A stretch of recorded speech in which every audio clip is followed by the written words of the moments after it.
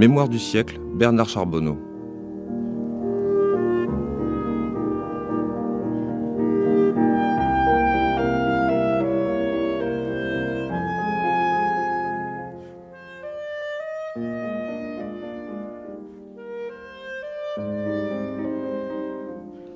Né le 28 novembre 1910 et retiré aujourd'hui au pied des Pyrénées, Bernard Charbonneau s'est penché toute sa vie durant sur des problèmes ensuite qualifiés d'écologiques tels que l'impact du développement sur la nature. D'une façon plus générale, c'est la place de l'homme dans celle-ci qui le préoccupe. Son siècle restera pour lui celui de la grande mue de l'humanité qui nous renvoie sans cesse à la problématique de la liberté de la personne dans une société qui se développe en détruisant la nature, c'est-à-dire en se détruisant elle-même. Penseur de la périphérie, sa trajectoire gasconne croisera celle de Jacques Ellul, d'Emmanuel Mounier et des personnalistes dans les années 30, ainsi que d'Henri Lefebvre dans les années 60. Parmi ses ouvrages, citons L'État, Nuit et Jour, qui ont été tous les deux réédités aux éditions Economica, ainsi que Triste Campagne, un essai consacré à la détérioration du Béarn et du Pays Basque chez De Noël. Mes parents sont des bourgeois du Lot-et-Garonne. Bourgeois appartenant à deux familles, l'une catholique, l'autre protestant, mais ma mère a épousé mon père, je m'en suis aperçu sur le tard, parce que ces deux familles appartenaient au même milieu qui a joué un rôle très important dans la Troisième République.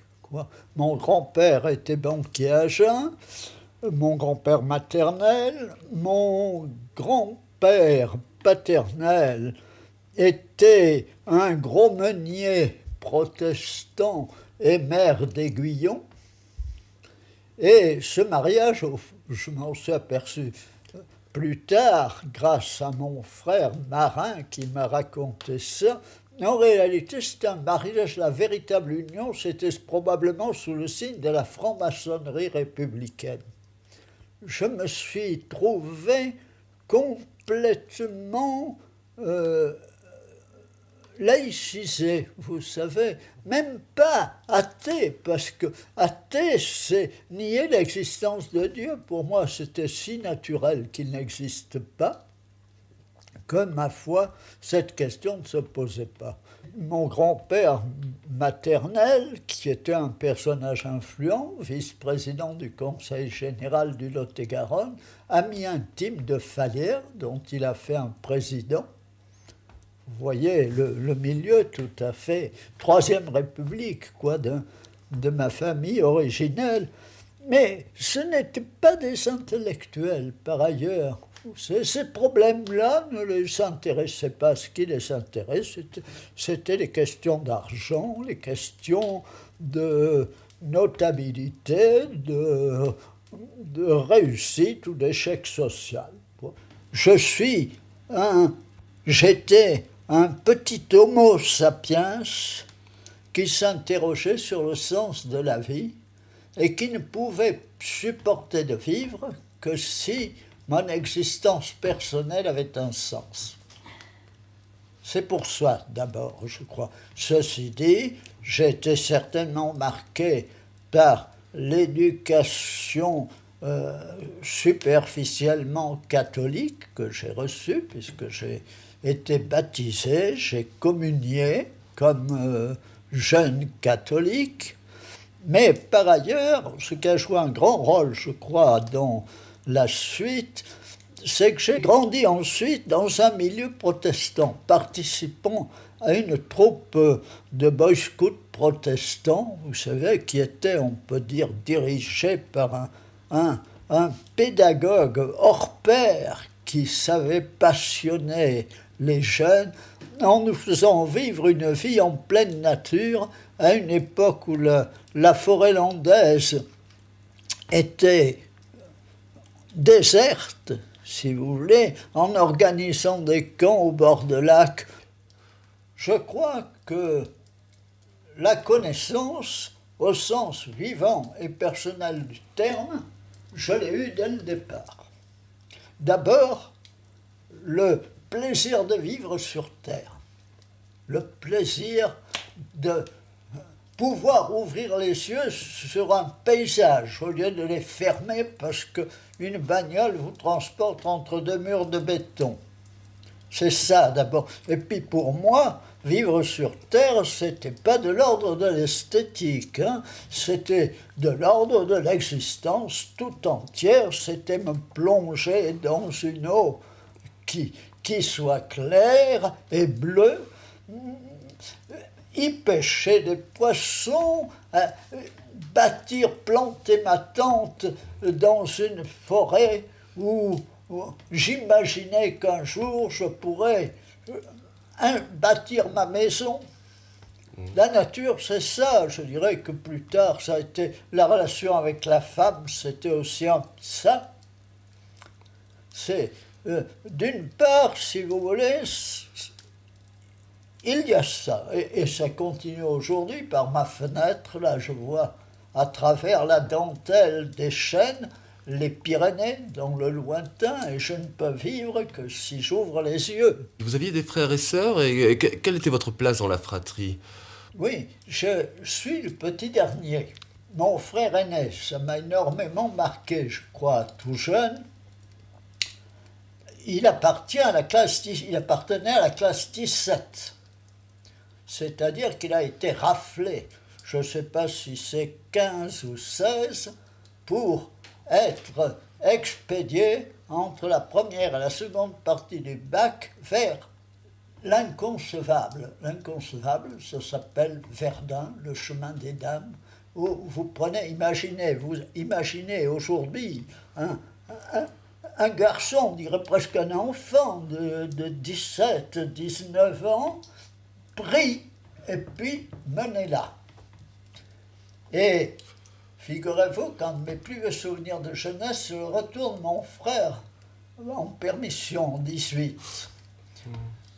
Il arrive dans la salle à manger, un clochard. Hein. J'attendais, vous savez, comme les gosses, le héros de la famille, hein, qui avait combattu les Boches. Hein. Je vois arriver, on les foutait probablement dans le train sans même les nettoyer. Un clochard avec une espèce de capote crasseuse, plus ou moins déchirée, naturellement pas rasée, ni rien.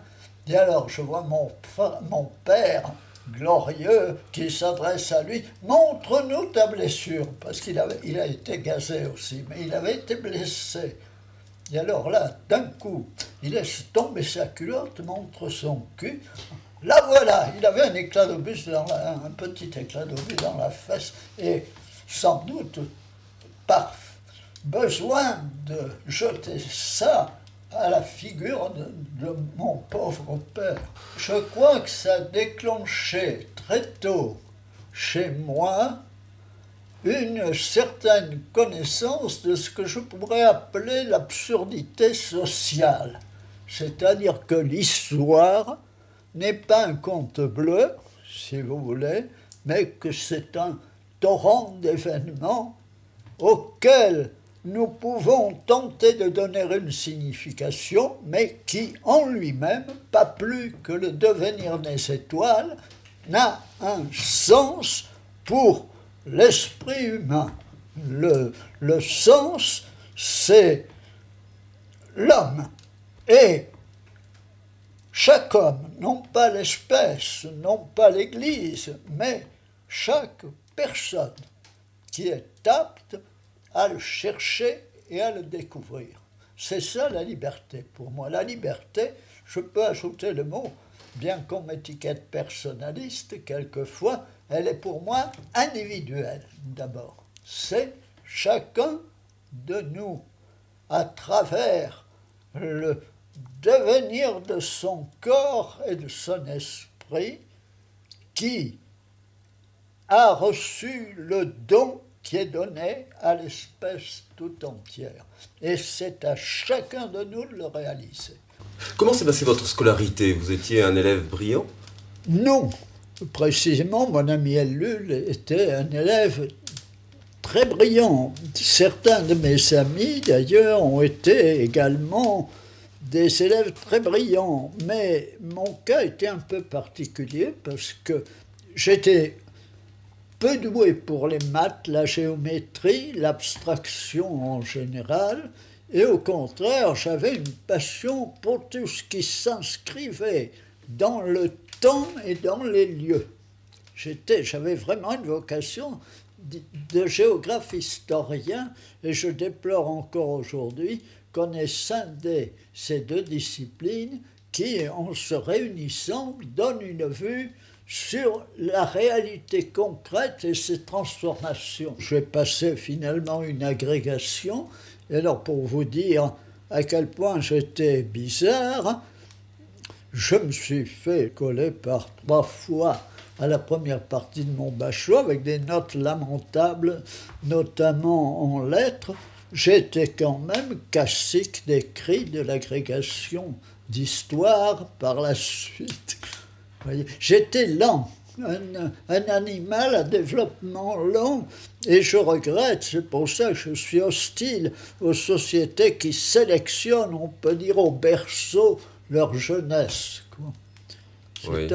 un des aspects de ma critique écologique. Je crois que pour tout être vivant, et plus un être vivant est développé, plus c'est important, il ne peut vivre, sentir, penser qu'à son rythme.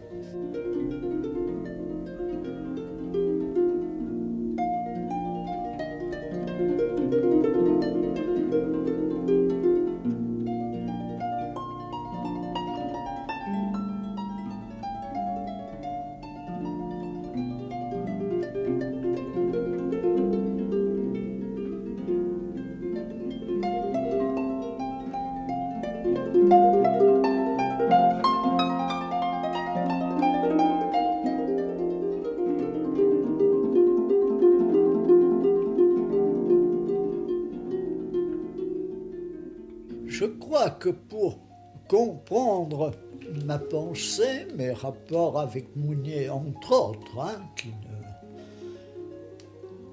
il faut se rendre compte à quel point, très jeune, véritablement très jeune, j'ai été frappé par le fait qu'il y avait un décalage entre les religions, les idéologies et ce qui était en train de se réaliser de mon vivant, ce que j'ai appelé parfois la grande mue de l'espèce humaine, une transformation prodigieuse dans tous les domaines de la vie de l'homme sur Terre. Comment, à Bordeaux, êtes-vous rentré en contact avec les gens d'esprit? Tout simplement parce que j'ai entendu parler dans la presse de l'époque de cette revue qui venait de se fonder et qui se présentait comme un mouvement radicalement nouveau, vous savez, en dehors de toutes les catégories existantes. Alors, je me suis dit, c'est l'endroit où je vais pouvoir poser ma question, alors que jusqu'à ce moment, j'en discutais avec mes amis. Et alors, c'est comme ça que j'ai été mené à créer un groupe Esprit, mais toujours avec cette idée très particulière que c'était pour tenter de faire prendre conscience aux gens que je rencontrais et à l'opinion que la question fondamentale posée à notre génération, c'était celle de cette espèce de mue radicale de l'espèce humaine.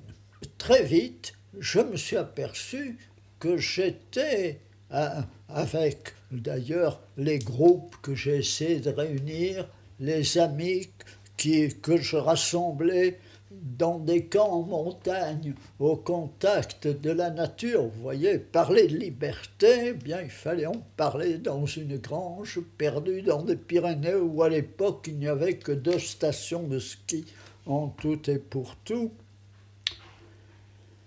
Et les préoccupations de Mounier étaient de notre ordre, parce que Mounier était un catholique un croyant catholique pour lequel la grande question, c'était de désolidariser la pensée catholique d'une Église qui, à l'époque, était parfaitement compromise avec la droite. Et alors, pour moi, cette question n'existait pas. Je n'étais pas catholique. Moi, j'étais... ma vie spirituelle, ce n'était pas l'adoration de la divinité, c'était de la chercher. C'était tout autre chose, c'était une question. Ce n'était pas une certitude. Avec une seule certitude, c'est que la voie qui peut aboutir à un but quelconque, c'était celle de la pensée et de la vie personnelle, individuelle. Tandis que pour Mounier, la grande affaire de Mounier, c'était de faire évoluer, on peut dire, son Église de droite à gauche.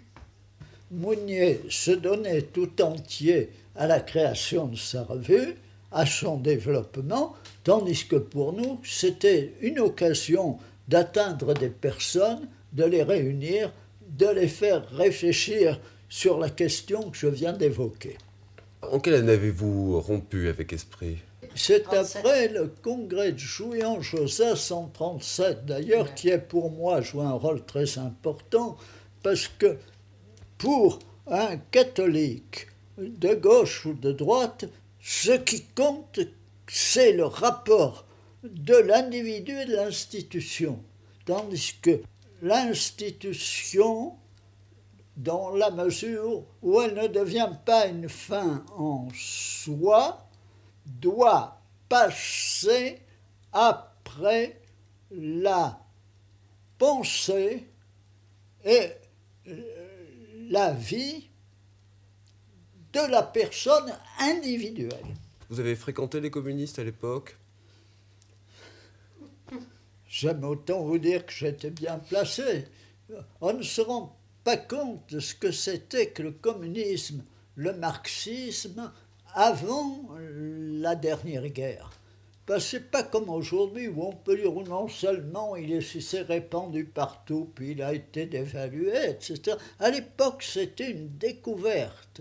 La passion de la liberté, l'amour de la nature, de la vie personnelle, des rapports personnels entre individus, me rendait complètement étranger à l'esprit marxiste. Vous voyez, s'il y a une chose que je ne pouvais pas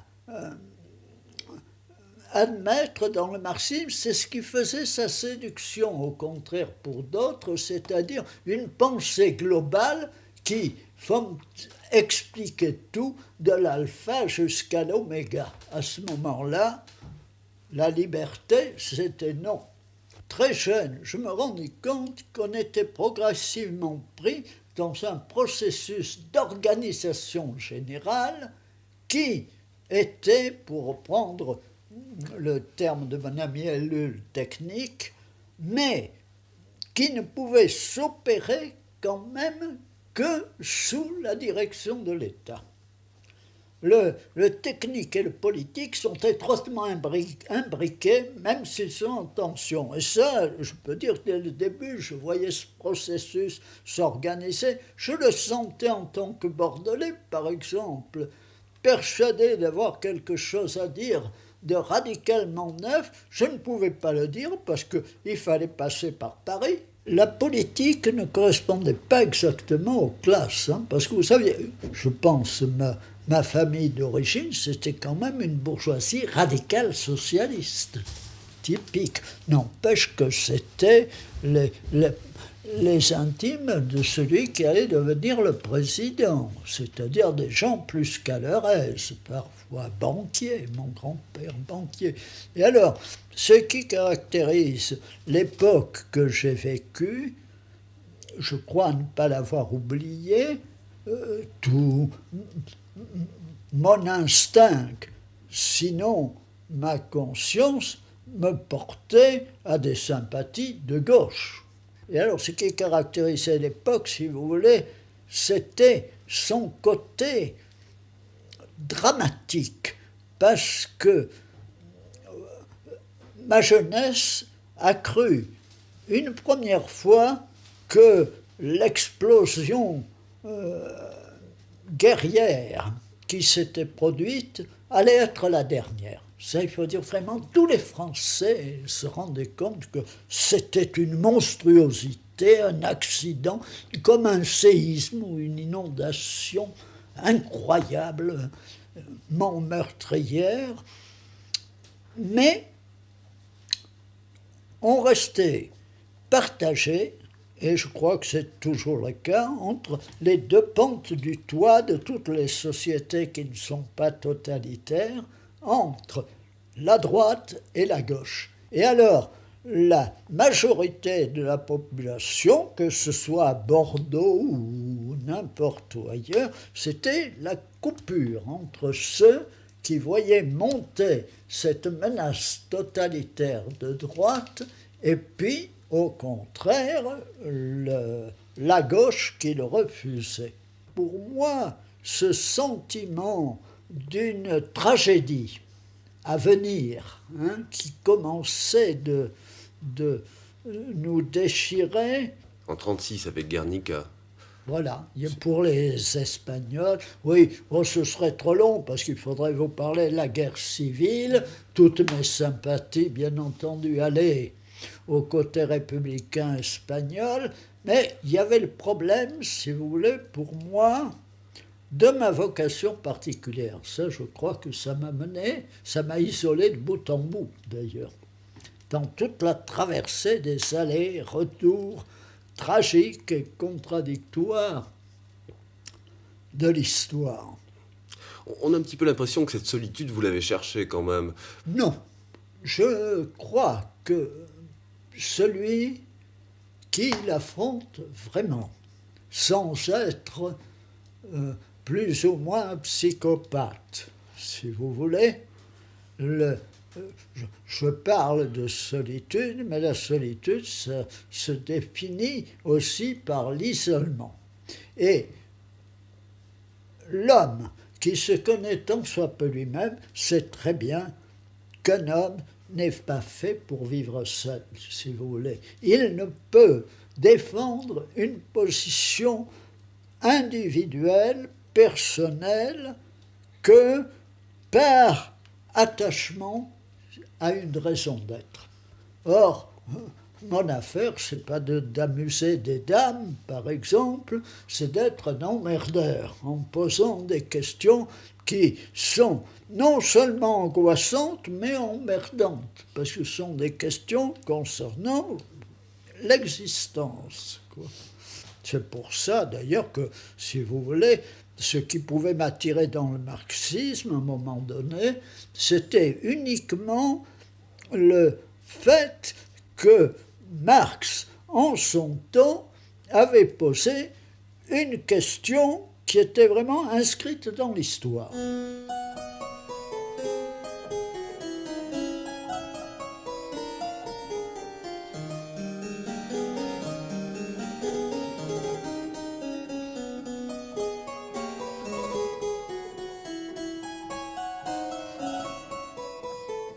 Mémoire du siècle, Bernard Charbonneau.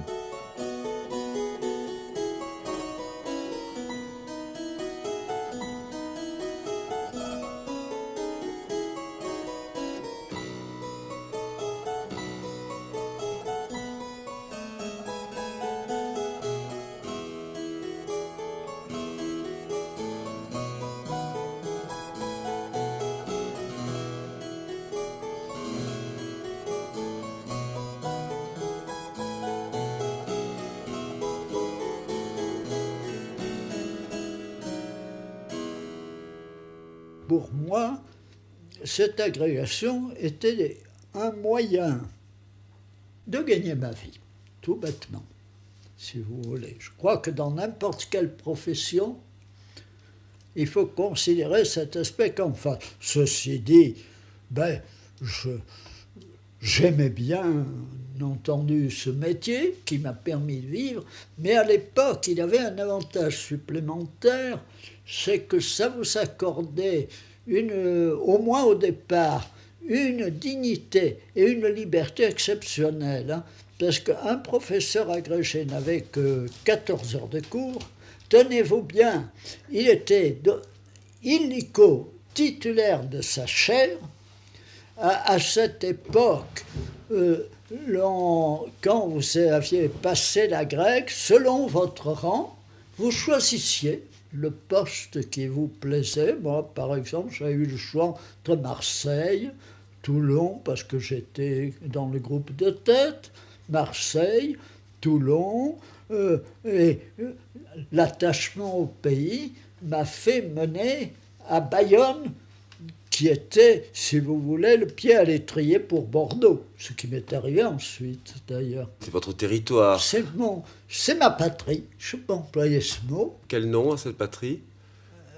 Oh, que dire, c'est une patrie personnelle, mais qui associe, je crois, les Landes, l'immensité forestière, la solitude parfaite de plages désertes sur 100 ou 200 kilomètres, à des lacs où nul n'allait se balader en canot à moteur à l'époque. Parce qu'il faudrait que je parle, Henriette va tiquer parce qu'elle n'aime pas qu'on en parle, de l'événement de ma vie. Je n'avais guère de rapport féminin, vous savez, parce qu'à l'époque, l'enseignement n'était pas mixte, si vous voulez. Alors le petit dernier dans une famille, la sœur était partie en Amérique, quoi. Le petit dernier n'avait guère d'occasion de rencontrer des jeunes filles. Puis alors, en 1936, après ma première année de prof, j'ai pris une grande décision. Je dis quand même, il faudrait que j'ai des contacts avec les filles, d'autant plus que ça me travaillait, bien entendu. Ça. D'autant plus fort que je n'en avais pas. C'est d'ailleurs là qu'on ne voit pas le côté du sexe, si vous voulez, à quel point cette exaltation est aussi liée aux contraintes, aux obstacles qui le forcent à surmonter. Alors je me suis dit, là, bon, cette année, il faudra que je fasse la connaissance des filles. Alors, je m'inscris dans une espèce d'association plus ou moins de gauche pacifiste, vous savez, qui organisait un camp dans le Salzkammergut autrichien, près du lac de Hallstatt. Alors, naturellement, site connu comme géographe, donc à mon avis déjà violé, détruit, car mon exigence était grande, quoi. Alors j'arrive là, je tombe sur deux jeunes filles, nous faisons connaissance, l'une, je lui demande « Comment vous appelez-vous » Alors elle m'a dit « Henriette Dodin ». Je dis « Vous êtes de Bordeaux ?» Elle me dit « Oui ». Vous ne seriez pas par hasard la fille du professeur Dodin, qui était connu comme le loup blanc au titre des communistes. Eh bien oui, et voilà. Et c'est pour ça que je suis aujourd'hui son mari. Henriette qui est à côté de nous et qui vous écoute avec attention. Oui, est-ce que je mens? Non. C'est pas un mythe.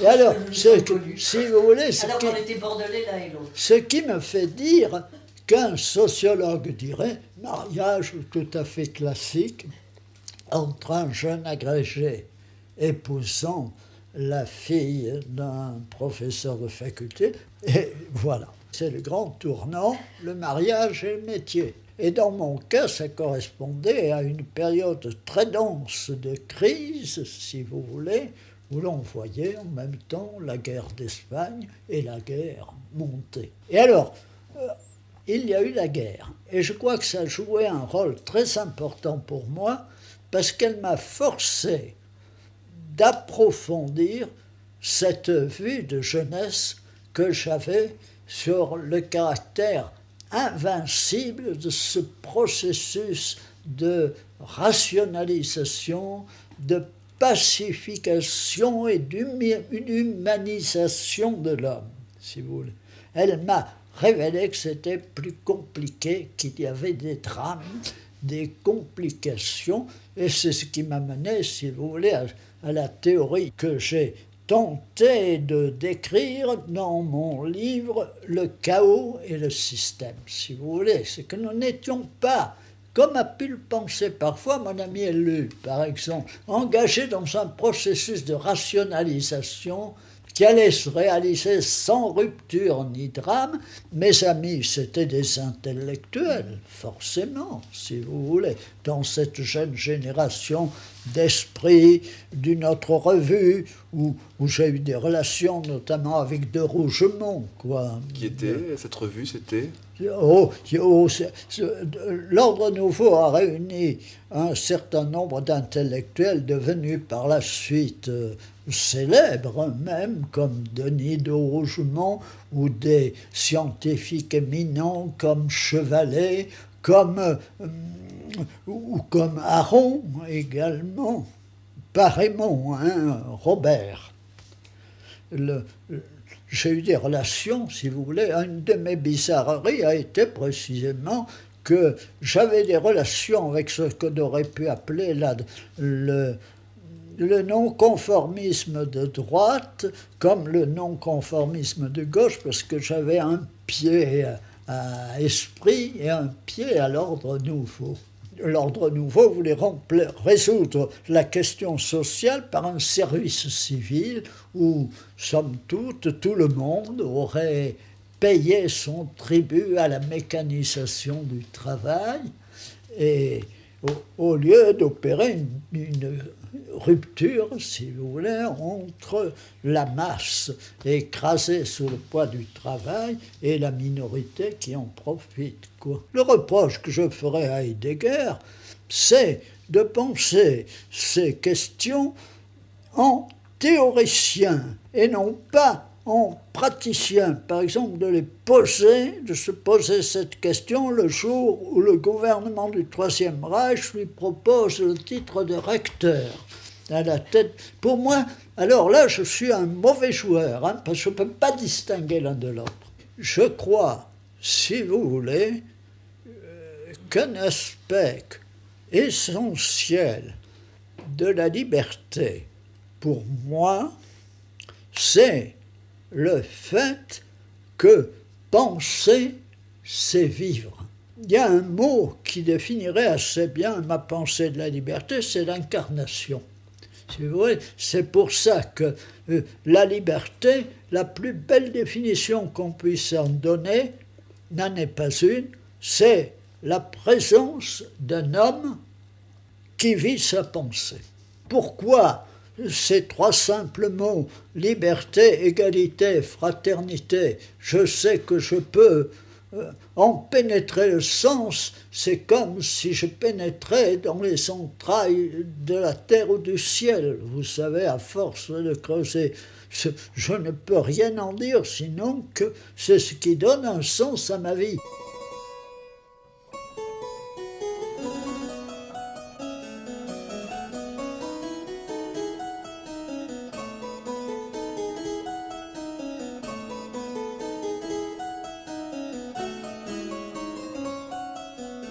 En 1936, mon sursis prend fin. Et alors, je suis, naturellement, ça c'est bien l'armée française de l'époque, bien qu'agrégé de géographie, je suis expédié au service géographique de l'armée grâce au piston d'un ami de mes parents. J'étais bon pour balayer les chiottes, etc. Comme mon ami Ellul était bon à Orléans pour cirer le parquet de la caserne avec un cul de bouteille. Voilà. C'était ça. C'est pour ça, et en partie, qu'on a été battu, ça j'en suis persuadé. J'étais très myope, j'avais, comme je le suis maintenant, vraiment extrêmement myope, j'aurais dû être réformé au moins. L'armée de la troisième, c'est con, tout le monde le sait. Mais alors, quand on y est, c'est encore plus con que ça. Ça m'a aidé, je dois dire, à d'autre part, à perdre certains complexes de bourgeois privilégiés, parce que pour faire chier un homme, la caserne, vraiment, ça, vous êtes servi, surtout en période de reprise en main. Et puis je me suis aperçu que je pouvais avoir un camarade typo, par exemple, communiste, un autre étudiant alsacien, celui-là plutôt de droite, vous voyez, nationaliste de droite, et que c'était au-delà de ces différences qu'il fallait chercher l'essentiel. Et alors, ça avait un autre avantage, ça me mettait en contact avec le sous-officier français moyen, un personnage, je vous assure, haut en couleur, qui nous faisait par exemple des cours sur les dangers que risquent de courir les jeunes recrues. Par exemple, vous allez voir des femmes, elles sont belles, mais attention à la vérole. Et je peux vous le dire, moi je l'ai eu. Interdiction de se marrer, bien entendu, garde à vous. Je n'ai pas été battu. J'ai été foutu au trou, mais parce qu'à la fin, tout simplement, je n'avais qu'une idée, c'était au moins j'avais un horizon très borné, c'était rejoindre Henriette. Vous voyez, ça se ramenait à ça à peu près. Et donc, j'ai fait des pieds et des mains pour me faire réformer, d'autant plus certain que je savais que normalement, avec ma myope, vous savez, avec mes degrés de dioptrie, ils auraient dû le faire. Alors j'ai été réformé, alors ça c'est l'année après 6 mois de service militaire, et on m'a nommé, vous savez, provisoirement au lycée de Bourges, où j'ai repris le métier avec beaucoup de plaisir, et toujours avec la même idée, je voulais revenir à Bordeaux, et à l'époque, quand on avait un problème de ce genre, il suffisait d'aller au ministère de l'Instruction publique, de longer un couloir au plancher vermoulu. On aboutissait dans le bureau du directeur du personnel. On tombait sur un vieux monsieur, très courtois, qui tirait un énorme registre. Alors, il regardait le gros registre, il m'a dit « Voyons, qu'est-ce que vous voulez ? Vous voulez Bordeaux ? Ah, c'est très bien, il y a un poste. » Et j'ai atterri en 1937, à la rentrée de 1937, au lycée Michel Montaigne à Bordeaux. Et c'est pendant les vacances de 38-39, passé avec Henriette dans la vallée du Lot, là, que la guerre a éclaté. 39, septembre 39. Et mon opinion sur l'armée française était telle que je n'étais pas sûr que ça se termine bien. Alors, une fois de plus, je me retrouvais complètement isolé entre les Munichois qui étaient persuadés qu'on n'aurait pas de guerre si on ne la faisait pas à Hitler, en acceptant toutes ses exigences, et les anti-munichois qui étaient persuadés aussi, d'ailleurs, qu'il n'y aurait pas de guerre si on était prêt à la faire. Comment se sont passées ces années de guerre ? Je suis resté au lycée Montaigne à Bordeaux. Jusqu'en 1943. Jusqu'en 1943. Puis il y avait le fait qu'on ne mangeait pas à Bordeaux. Ça, j'aime autant vous dire que la guerre. La première chose, quand il y a 2 choses importantes en temps de guerre, ou on y meurt, ou on n'y mange pas. Eh bien nous, comme on n'était pas morts, on n'y mangeait pas. Et alors, en plus, c'était surtout le besoin de la montagne, de me balader sac à dos. C'est vraiment un besoin viscéral dans mon cas. C'est vrai.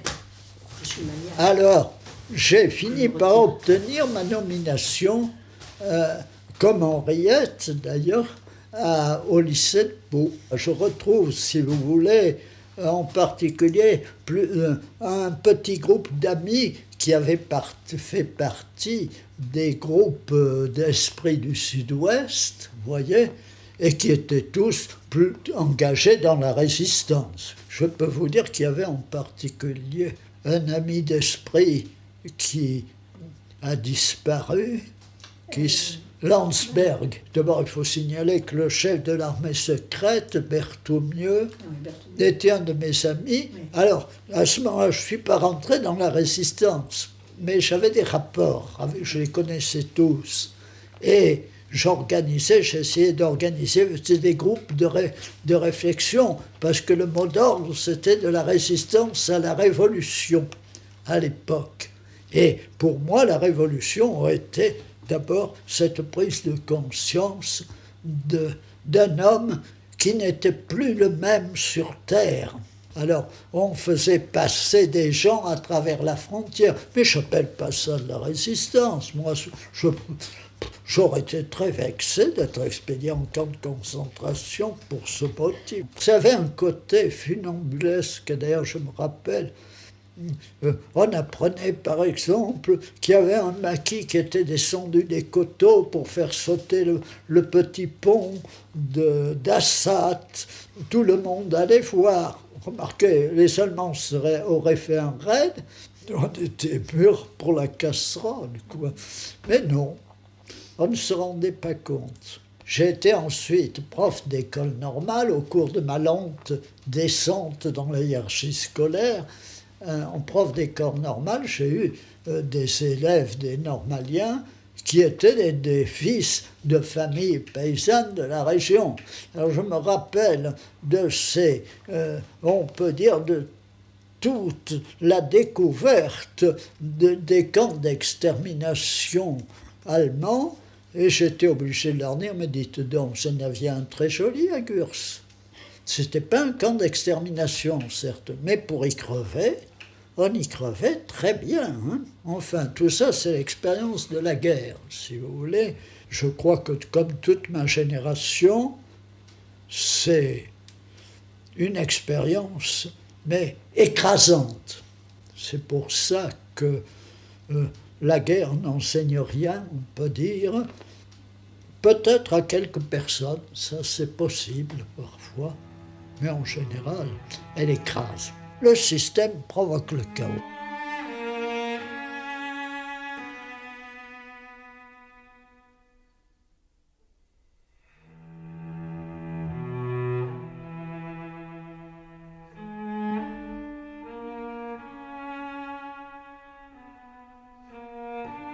Mémoire du siècle, Bernard Charbonneau.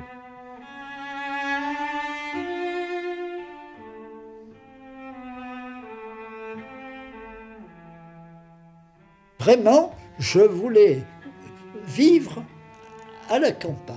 J'avais un de mes amis résistants était devenu inspecteur d'académie du département. Alors, à cette époque où il y avait un peu de pagaille, les choses se faisaient plus vite. Il m'a dit, c'est très simple, je vais te faire nommer professeur, parce qu'il y avait le problème de la descente d'un agrégé du secondaire dans l'enseignement primaire, simplement primaire.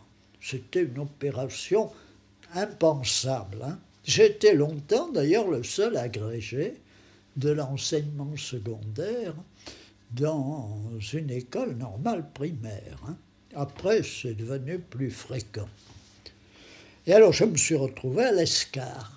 Et alors, j'ai pu habiter au bord du gave de mes rêves, où j'ai fait bâtir une maison à Larouin, c'est-à-dire juste en face de l'Escar, à 10 km de Pau. Et puis la ville a grandi, la banlieue a débordé. J'ai senti que Larouin ne serait plus un village dans une campagne. Alors, j'ai demandé à mes élèves, normaliens appartenant à toutes sortes de bonnes familles paysannes de la campagne béarnaise ou basque, de me chercher une maison au bord de l'eau, à l'écart de toute route. Et c'est ainsi que, un jour, on est venu me proposer le Boucau. Nous étions l'autre jour. Oui, où nous étions l'autre jour. Mais alors, comme je vous l'explique, je crois être réaliste et borné, je me disais, voilà, je vais vieillir, nous aurons besoin de confort. La maison du Boucon, une grande maison très froide en hiver, humide, sans électricité ni rien. Il me faut au contraire une maison qui serait à la fois en pleine campagne et confortable. Et alors je suis toujours, avec l'aide de mes élèves, je suis parti en quête et j'ai découvert Patateia. Je dis souvent, incroyablement monogame en pensée et en mariage, je suis bigame en matière de maison. J'ai 2 résidences principales. Non, pas une comme ce n'est qu'à 20 kilomètres, je vais sans cesse de l'une à l'autre. Ça, je suis en plein ciel, et là-bas, perdu dans les arbres au bord de l'eau. Alors, votre ami Jacques Ellul, lui, a voulu rester à Bordeaux. C'est toute une longue histoire, mes rapports avec Ellul. Vous savez que lui-même est le premier à dire que c'est moi qui l'ai engagé sur la voie de la critique de la technique, à une époque du phénomène technicien, à une époque où il n'avait qu'une idée, vous convertir à la vérité, c'est-à-dire à l'orthodoxie calviniste. C'était en quelle année ? Avant la guerre. Ah. Je l'ai connu, pas au lycée, parce qu'il était plus jeune que moi d'1 an. Et en plus, dans l'univers des très bons élèves, tandis que moi, j'étais, on peut dire, dans le pire, la catégorie du cancre indécrottable. Mais après, je l'ai initié, vous savez, à ma façon de voyager, à la balade, à la recherche des endroits qui n'ont pas été détruits par le tourisme. Voyez. Et puis surtout on a cornaqué le groupe Esprit, tous les deux, on a cornaqué les groupes du Sud-Ouest. Puis alors la guerre nous a éloignés dans la mesure où mon ami Ellul est d'origine juive, comme son nom d'ailleurs l'indique. Je crois que pour que votre appartenance sociale soit pensée, il faut forcément que vous preniez quelques distances. Alors lui, à un moment donné, au lendemain de la libération, il avait joué un grand rôle dans la résistance locale. On lui avait même proposé, je crois, à un moment donné, la préfecture de la Gironde, et naturellement Paris également, parce que c'était quand même un brillant professeur de droit, et je dirais un peu, peut-être plus que moi d'ailleurs, parce que c'était un homme de devoir, mon ami Ellul. Moi, je suis un homme de plaisir plutôt, je crois. Et il a voulu rester à Bordeaux. J'ai organisé quelques camps dans les Pyrénées aussi avec lui. Et alors, on a été très liés aussi sur ce plan, parce qu'on était les 2 vieux qui cornaquaient là, les nouvelles générations d'étudiants bordelais.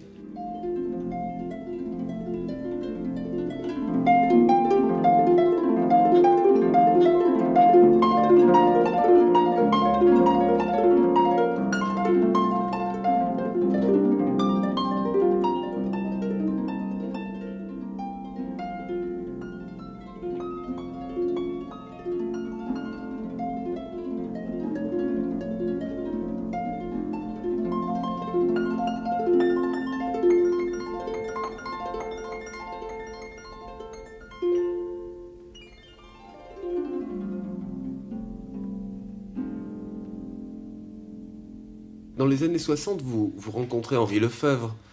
Quand je pense à Henri, d'abord pour moi, Henri a été un homme présent.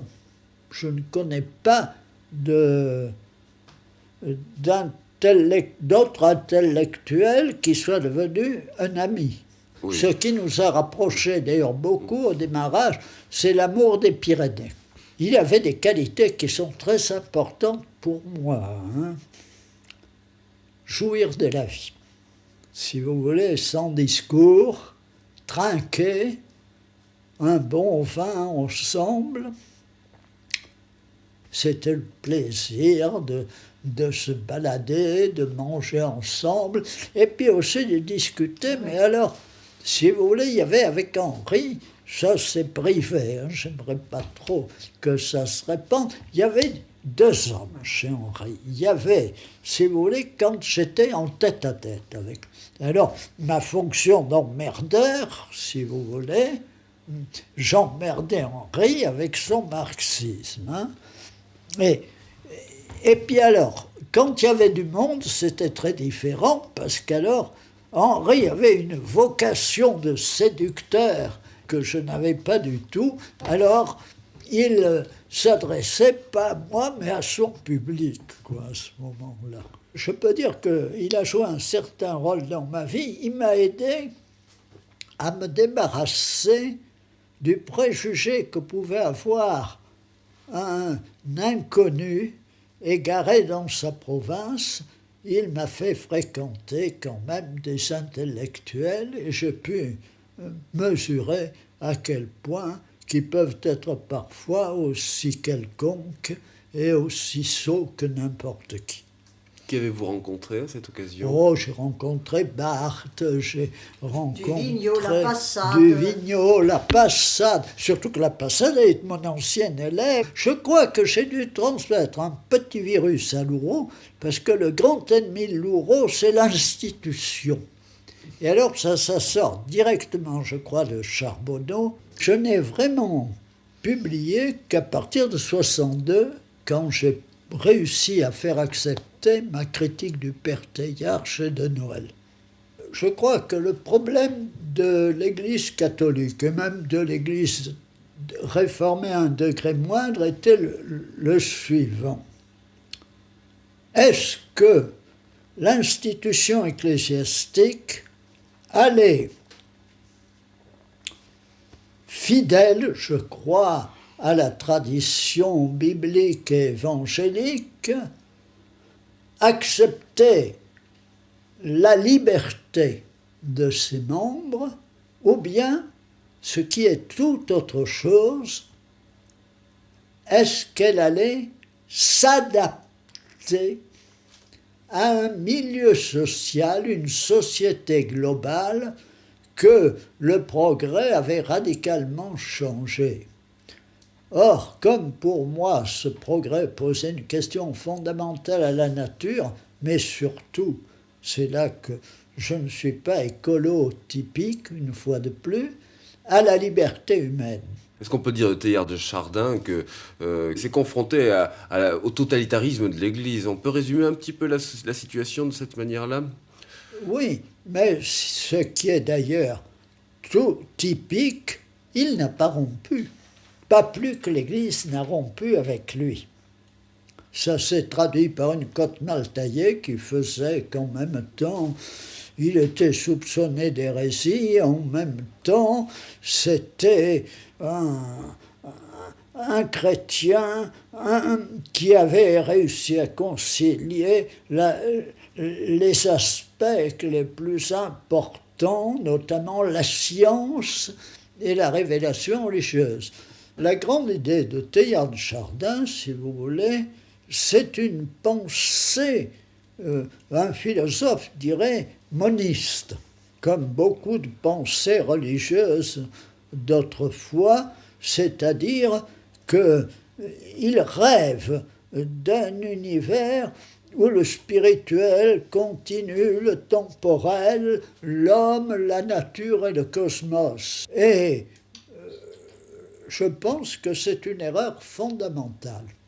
L'homme, certes, il a un corps, il vit dans la nature, Dieu sait qu'on ne peut pas m'en faire le reproche, j'y ai passé ma vie. Mais en même temps, il la sent, il en pense, il prend conscience de ses limites. Je vous cite un détail qui est essentiel. La nature, je suis le premier à savoir qu'elle me donne la vie et toutes ses joies par l'intermédiaire de mon corps et de mon sens. En même temps, c'est elle qui me le fait payer aujourd'hui. Je suis bien placé pour le dire. Et s'il n'y avait que moi, mais tout ce que j'aime, maison, arbres, femmes, eh bien, est condamné à mort. Pour la nature, la vie, c'est la mort.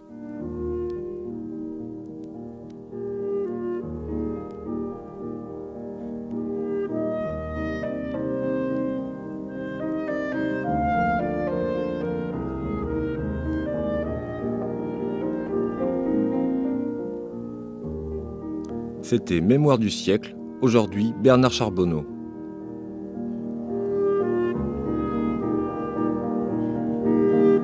Une émission de David Bénichou, mixage Gaspard Debesse, réalisation Nicole Salerne.